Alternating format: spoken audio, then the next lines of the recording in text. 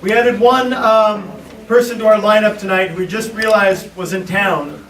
Uba Aiden is a leading community organizer. She was a leading organizer for 15 and especially a leading organizer for housing justice, not here in Minneapolis actually, but in Seattle. And has been a key partner with Kshama Sawant and other community organizers to win a successful, well, I'll let her explain what it is, but to win an important victory for housing justice. But she's worked very closely with the East African community in Seattle and is here both visiting family but also trying to build political ties, share the experiences. And we thought it'd be very appropriate to ask her to say a few words.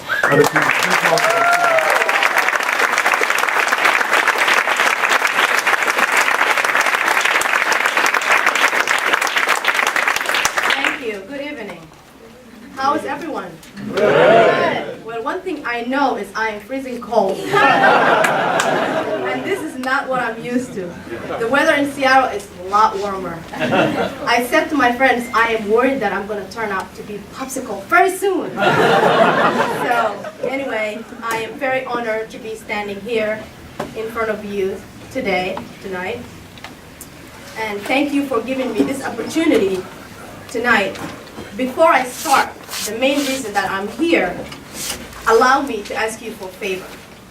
And the favor I want to ask you is, I don't know if you guys hear anything about the money remittances that people who send money like myself back home and we're supporting, that's the only lifeline that my people have. There's no jobs, there's no stable government that will allow them to work, even though they want to work. They don't have that opportunity that I have, or you do. And they only depend someone like me to send $100 or $200.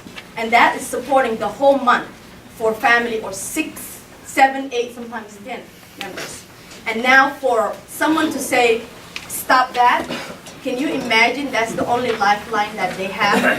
And to put a stop to that is just disasters. These people have been through war, have been through famine, and also have been through many, many years of disasters. And for now, to be facing this, it's just heartbreaking. And it's something that I wanted you to stand in solidarity with me and the whole community and say no to that.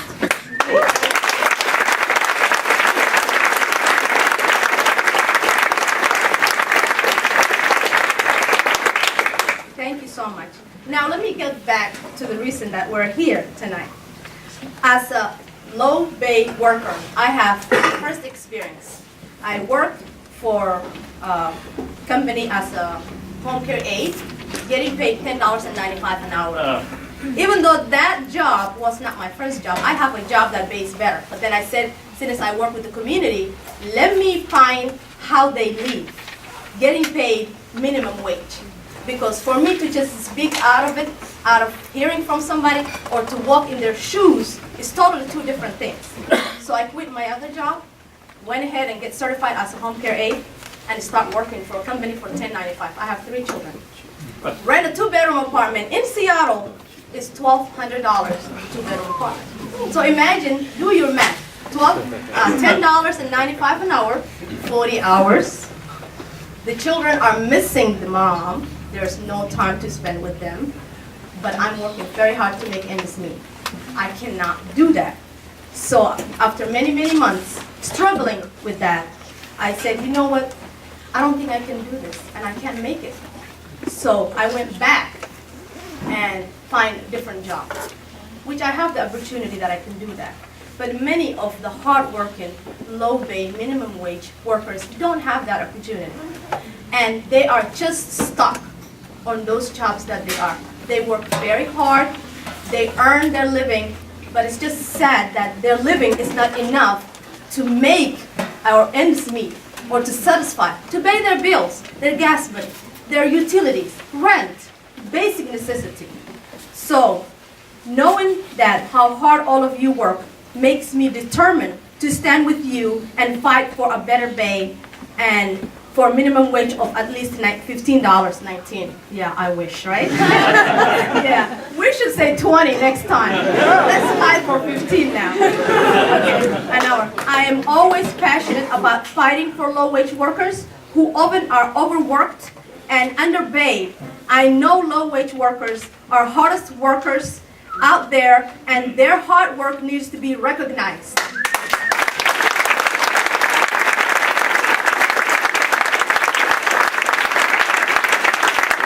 The way our employers recognize this is not by just talking to talk. And they don't need anyone's pity. We work for a living and we don't need no handouts. We just need livable wage. And that livable wage is at least $15 minimum wage an hour. Yeah. With the help of Kshama Sawant back home in Seattle and SEIU, community organizers, and many other workers, we were able to raise the minimum wage in Seattle to $15 an hour. So it's doable.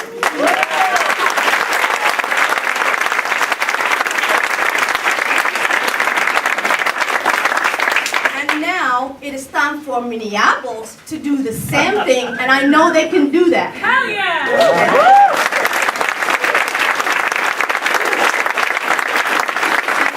Conclusion of my speech, when we fight together, we win together. And stay strong, never give up the good fight, and let's fight for what is the right thing for all workers. Thank you so much. And have a good day.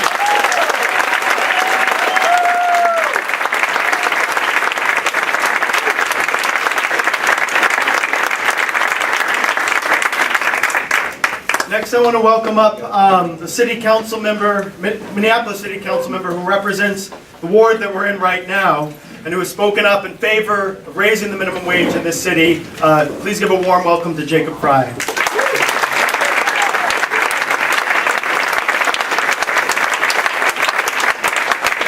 Cold outside, but you feel a little bit of warmth in this room now, don't you?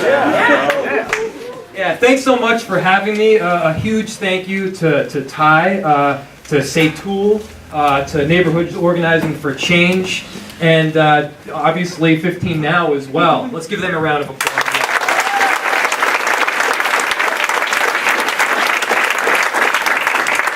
Also, I am absolutely honored to welcome Council Member Sawant over to, I'm sorry, did I pronounce that wrong? Kshama. Kshama, over to the city of Minneapolis and specifically the 3rd Ward. We are positively thrilled to have you here.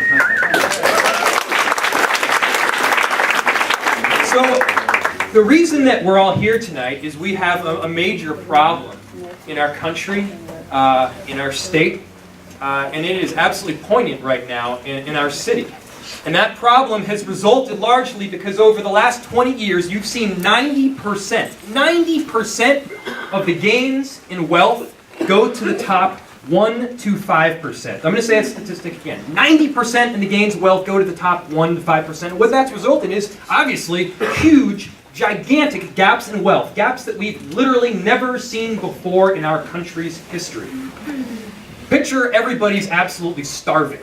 You're in need of some food. And so we all pitch together and we go get a bag of Doritos. And as soon as the bag of Doritos comes in here, I take every single Dorito with the exception of one and say, you know what, why don't you split that last Dorito between all of you? That's kind of the dynamic that has happened right now in our country. And it absolutely needs to stop. So that is why we are here right now. Now, you've all heard me speak about one major issue which I think contributes to the opportunity gap that we have right now in our city, which is how unbelievably segregated we are. Extremely segregated in our city, and that by and large has resulted from policy decisions made at the city level to put a group of people, whether you're socioeconomically struggling or whether you're a community of color, you push them over there. And then everybody else can go over here. Now that is just one of the problems, and I'm not going to go off on a tirade about that one, but the second major problem is that people who are struggling don't make the wages in order to pay for the rent in order to live in the neighborhoods that are actually doing well, right? Yeah. And I'm going to tell you a little bit of a story right now, and it actually comes from the person that got me involved in politics to begin with. He's dead now. His name's B. Rappaport. And this is his story, so I don't want to claim credit for it, but he said, you know, when I was younger, I played a lot of marbles. And I was really good at it. And I'd play it with my friend, and we'd start out with 15 marbles apiece, and by the end of the game, it was like pretty much 30 to nothing. So I gave him back 10 marbles and we kept on playing. Now I gave him those 10 marbles back not because I'm charitable, not because I'm a good guy with a warm heart. I gave him the marbles back because once one person has all the marbles, the game stops. You can't keep playing anymore. Our society cannot continue to exist if just a couple of people have all of the marbles. We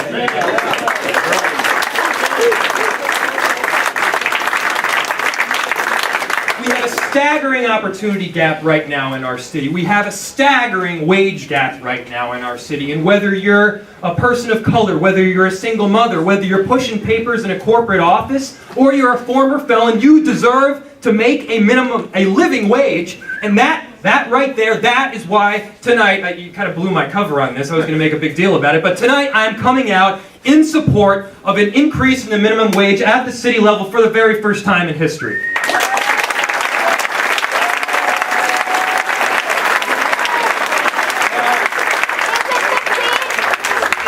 Question. Now, before you applaud me too much, somebody asked, is it 15? And I want to be very honest with you guys right from the get-go. I don't know. And it's not that I don't agree with you, and it's not that I disagree with, or agree or disagree with you. It's that before I make any decision, I do 100% of my homework and my research up front. So I don't know what that dollar figure is. But this is the place right here where the conversation begins. This is the case where we begin to get educated. And I talked to Kshama right before the meeting started, and I plan to talk with her again because I need to be educated on this topic, and I have to admit, I am not right now. So I want to know every single one of the impacts before we make a decision, but I tell you, I am 100% for an increase in the minimum wage. All right.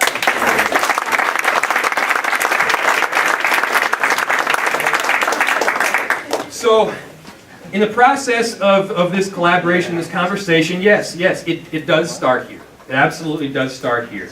And there are going to be a lot of people that agree with us, and there are going to be a hell of a lot of people that also disagree with us. And I think it's important to engage everyone in the conversation from the get-go. We need that. It's important for us to push back when we hit hurdles. And it's important for us to tell the story of the thousands, the tens of thousands of low-wage workers right now that are struggling to make ends meet that can't. So I'm really proud to be right here right now. Thank you so much, Ty, for having me out. Are you going to introduce our amazing council member, Alondra Cano, next? You just did. I will. Well, let me say.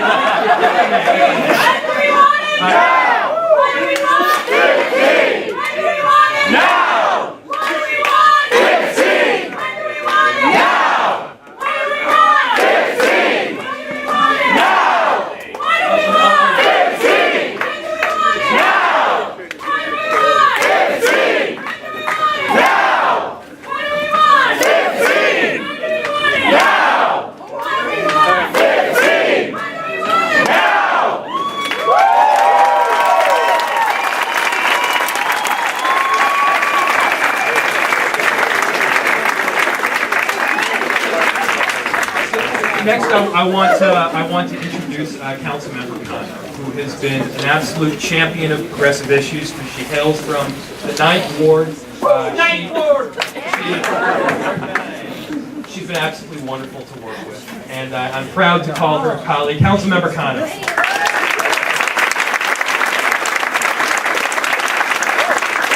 Hello. Buenas tardes. Hope you all are doing good. First of all, let me say what an honor it is to have you here, Councilmember Kshama. And thank you so much for Ty for helping us connect before today. It was like looking in the mirror, when you're like running a race and you're just, up and down, left and right, and you forget to kind of check who you are. It was really good. It was really refreshing, really inspiring. So I really appreciate another woman of color coming into town to really talk about these issues and provide mentorship and support. So I'm excited for you and Councilmember Jacob Fry to connect. So I do work with Councilmember Jacob Fry on a lot of issues, and he supported the immigrant community in the last budget cycle. So we were able to get some money to help immigrant community members, the undocumented population, have access to some budget resources to help tap into President Obama's immigration executive action. Along with that, I would like to also recognize Councilmember Lisa Bender, who's here in the front. Ward 10,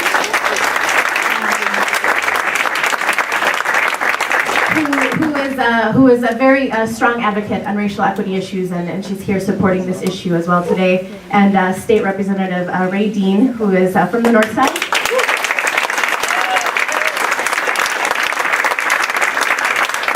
Also here to support these efforts. And of course, I want to give a big shout out to Ty Moore, a Ninth Ward resident and very focused, committed organizer who did an amazing job in elevating the importance of this issue last year. And I must admit, I was a little jealous. All right, Ty Moore!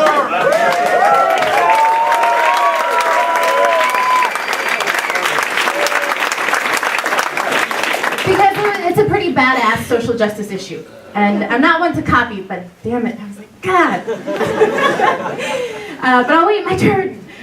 So here we are, fighting together, and we will keep fighting stronger with you. So I want to say that I fully support a 15-hour minimum wage.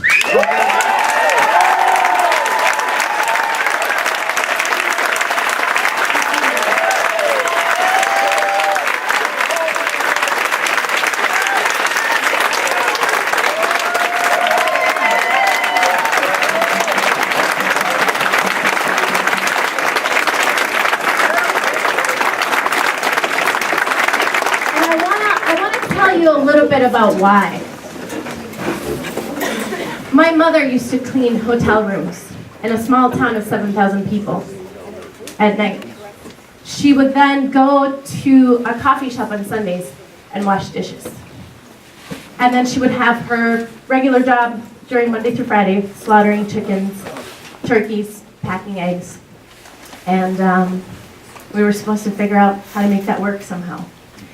So when these issues come up, I know where they're coming from. I know who we're talking about. I know that it's us, it's family, it's our community. And I know that it's not going to be easy. And it never has been. Immigration reform, the DREAM Act, women's rights, LGBTQ rights. Yeah. But it's going to be really, really fun.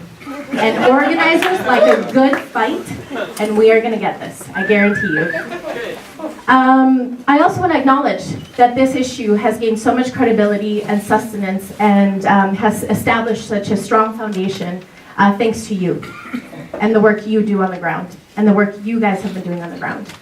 The donations, the events, the visibility, the nonstop work, the late nights, the early mornings, the text messages that go till 2 in the morning because you can't stop thinking about the campaign and the issue and how you're going to take advantage of this opportunity or that, what alliances you need to build, who's popped up, who's saying what, who's doing what now.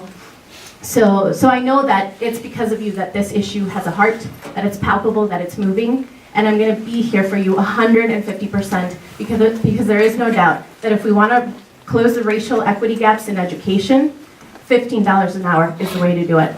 If we want to close the racial equity gap in the wealth in this city, which recently some of you have probably seen in the city pages, we, Minnesota, are the worst in the nation. We have the biggest gap when it comes to wealth between whites and people of color, and that is shameful. So let's get back on track. Let's get back on track right here.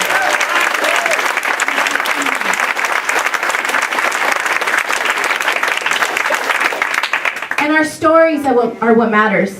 The wonderful story that we just heard today, I have no doubt that once we come to City Hall, you share the stories, you start building the social media campaigns, you start getting people on the ground, like Councilmember Kshama Sawant said, door knocking, building the base, getting the people together. This will give fruition. I guarantee it. I know it. I've been there. I've traveled that road. I know we can do this together. So I'm excited for this. I want to encourage you to bring 10 more of your friends to the next meeting. I want each one of you to get a Minneapolis business to support this and email me their names and phone numbers to me and Councilmember Jacob Fry. But most of all, I really want us to figure out how to get this to get more visibility, get more attention, start meeting with all the other council members. And I know that you're going to split people up into wards. So can I donate all my Ward 9 people to like other wards? Yeah. Because I'm with you 100%, and I do understand people power, and so I want to be able to share those resources and that attention. You know, when people write to me on issues that I already support, I'm like, please, I already support this, contact wards X, Y, and Z. And so I want to be able to have that flexibility of us to really build that leadership and engaging other council members and other wards that do need to hear about how this campaign has been growing and how this campaign needs to come to fruition. It needs to be true. So I'm going to ask you to say something in Spanish, and it's very common, so it should be very easy. And it's about si se puede. It's yes we can. So can we get 15 now? Si se puede! Can we get 15 this year? Si se puede! I want to hear it one more time with all your might, with all the strength of all the punk rock bands you never started, and all the anger you feel when you see the injustices, and all the excitement that you know is in part of this campaign. So can we do 15 this year? Si se puede! Thank you.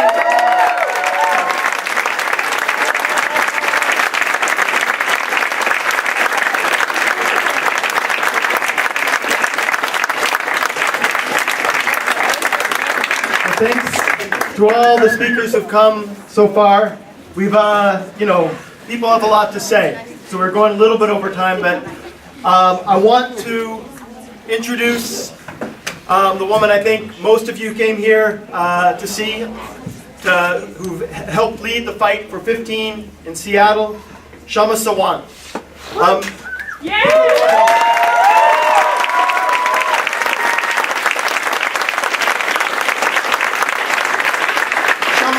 Economics professor, which served her well in the debates in Seattle, at Seattle University and Seattle Central Community College before she ran for office. And running as a socialist alternative candidate, calling for $15 an hour and a series of other working class socialist demands, Sawant made international headlines when she won an upset victory for Seattle City Council against a 16-year Democratic Party incumbent with 93,000 votes in November 2013.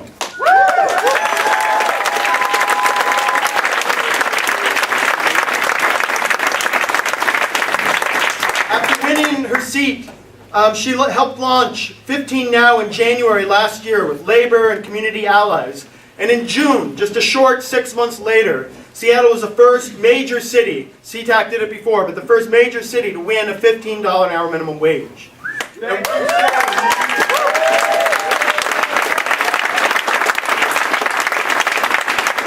Recent polls show Sawant, a vocal socialist, as the most powerful and most popular. I think she's also most powerful. Paul didn't ask that question, but I think it's pretty clear. The most popular and well-known Seattle City Council member. And some commentators have suggested she may be the most famous city council in America. I don't know if they do polling on that exactly. But her forthcoming book will be published by Verso in September, telling the story of 15 and of winning the city council seat as a socialist. She sits on the King County Labor Council representing AFT Local 1789 as a leading activist.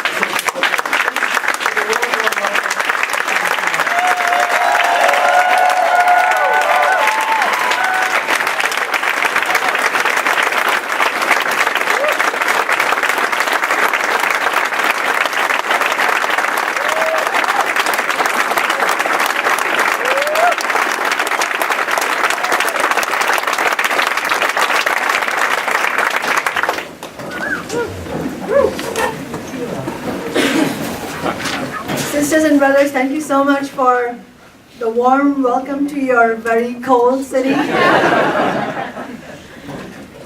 I last visited Minneapolis in May of 2013, and it was really beautiful, but unfortunately most of the socialist alternative meetings are in January or February, so I almost never get to enjoy that weather. But regardless of the weather, I think all signs are pointing towards 2015 being a year of mass struggle in the US and worldwide against the deep and really long-standing income inequality and racial inequalities that have been seen because of global capitalism. And I really thank you all for being here. Thank you, first of all, to all the 15 Now activists, to Socialist Alternative that organized this meeting. Thank you to Ty and Ginger for doing this amazing work. 15 Now.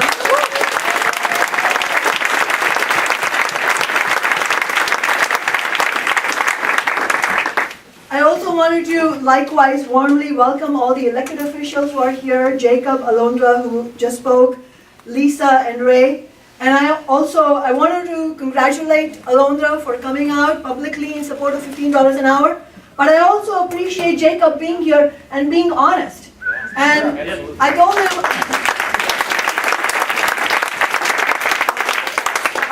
earlier, I'm an activist, I fought for 15, but I also happen to be an economist, so I can answer whatever questions you might have.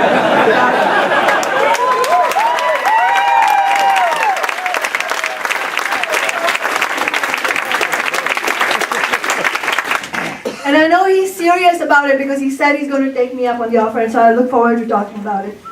I also wanted to warmly thank Guillermo, Kip, and Uba for speaking about their community.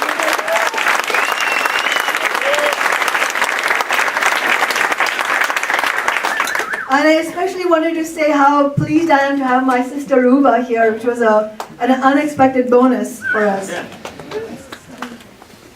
We, as other speakers have outlined, there is a definite potential for victories on the fight for 15 in 2015.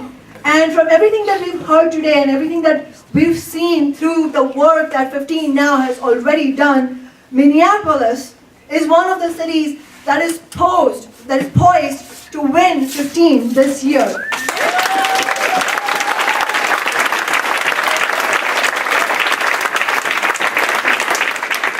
And we have to remember what we're fighting for. 15 is a number, but let's look at another number. In Seattle, 100,000 workers, low-wage workers, when 15 fully goes into effect, 100,000 low-wage workers will have the prospect of being lifted out of poverty. That's an important number.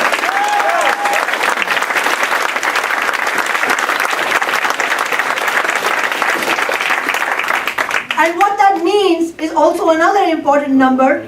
That means a transfer of wealth of $3 billion from the bosses to the workers.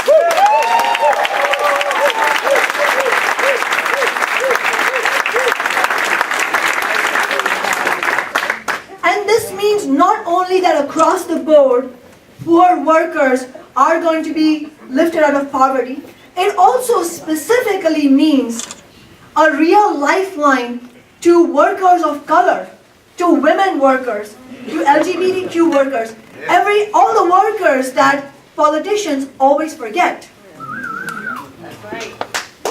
And there is this material victory, this tangible victory, but let's also remember that ultimately what we're talking about is real people.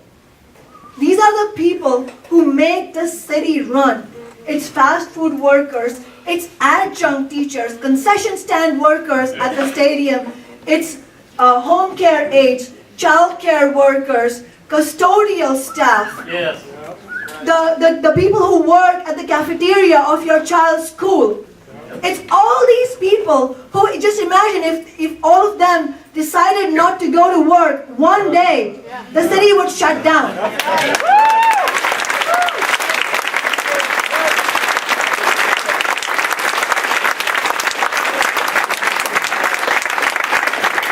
And we should absolutely answer all questions that there may be about the economic viability, and I'll come into it a little bit later.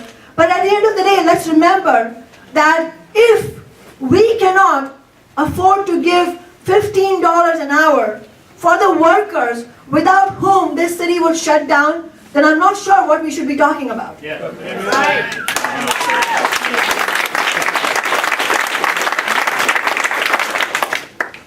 One of the workers I met, one of the workers who was herself out there fighting for $15 an hour, she's a fast food worker who's worked full-time hours, although her hours are, they don't really work as a human being. But if you count up all the hours she works a full-time job, and she has remained homeless for 4 years. This is the brutality we are talking about. So let's keep that, that's the bottom line. That's who we are fighting for. And on top of all that, on top of the tangible benefits that $15 an hour would bring to the lowest paid workers in Minneapolis, it's also, as Skip said, it's also the harbinger of future struggles. It's the builder. The winning of 15 in Minneapolis will be the builder of confidence among workers that when we organize collectively around concrete political demands, we can absolutely win.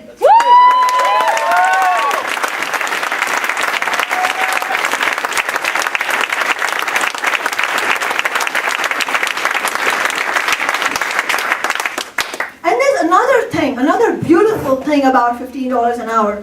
You know, for decades, we, working people, the working class, working families, have faced a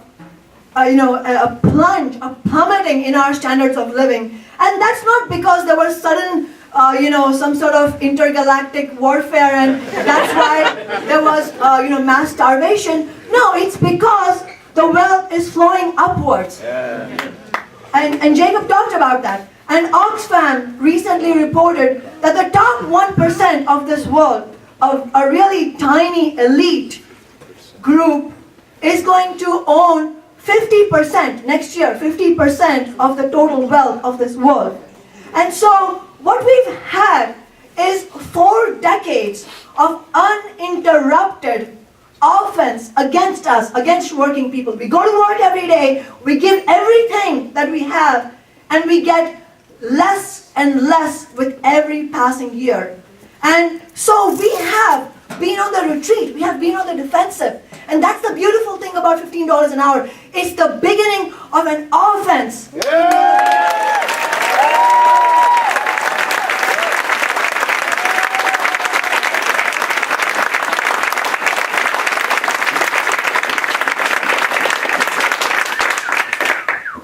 And it's also important to understand the importance of what we are setting out to do. This is not a parochial issue.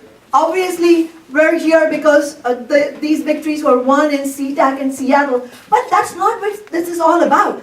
This is also this spirit of fight back, this this feeling, this tingling that we feel that that we can win this. This is coming from the entire world. This is coming from the Arab Spring, from Tunisia and Egypt, from the public sector uprising in Wisconsin, from the Occupy movement. We are joining this proud continuum of struggle, of global struggle. We are part of that struggle. That's a wonderful thing to be part of.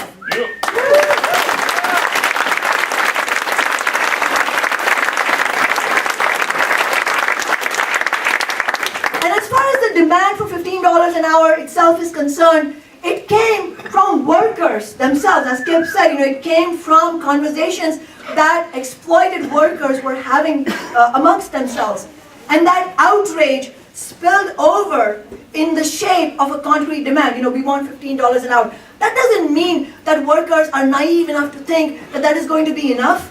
But what it means is that is the idea that we should organize around a concrete demand like $15 an hour, win that, gain the experience of an organized struggle, a collective struggle, and move forward to win other gains.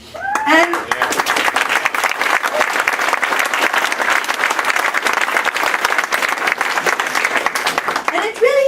it really made a huge impact when in the fall of 2012, fast food workers in Manhattan walked out with a demand of 15 and a union. And at that very moment, that slogan really hit a nerve. And following from that, with our finger on the pulse, Socialist Alternative made $15 an hour the most prominent piece of our campaign manifestos. We ran city council campaigns in Seattle, in Minneapolis with Time More, and in Boston, and everywhere we raised the rallying cry of $15 an hour. And I'm hoping that today, this rare opportunity that we have to be face to face, I'm hoping to share with you some of the lessons that we learned in Seattle, some of the observations that we had, so that it can set you up for even bigger success. We don't mind if you get something better than Seattle. In fact, I encourage you to compete with us and get something better. But the central lesson from Seattle, from the victory, from the whole fight for 15, is that it takes building movements on the ground, in the workplaces, in our communities, to force the political establishment to act. And this is despite the fact that there is a widespread recognition among ordinary people in the US that politics is not working for us. If you look at the approval ratings of US Congress, both the Republican Party establishment and the Democratic Party establishment, in the minds of American people, have been indicted for their utter failure to address these deep problems that exist in our society. But we know that things are not changing on that level because of corporate cash, because of corporate interests. And in Seattle, it's the same story. As a matter of fact, we don't even have any Republican force to speak of. It's really a one-party city. It's controlled by the Democratic Party establishment. Just like Minneapolis. And yet, what we see is a city that is faster and faster becoming a playground for the wealthy. We have a proliferation of low-wage jobs. We have a housing crisis that is completely out of control. And we have many, on-the-ground Democratic Party activists telling us that this, what we're doing, really matches up with their values. And yet, too many council members had the starting point of waiting to see how the political winds would blow before taking a clear stand on 15 or on the crucial questions of whether 15 should be phased in, whether there should be a tip credit or what we call a tip penalty, whether there should be other loopholes for big business. We would have had, I will be completely honest with you, we would have had the potential of winning a much stronger $15 an hour if more council members had stood up with me firmly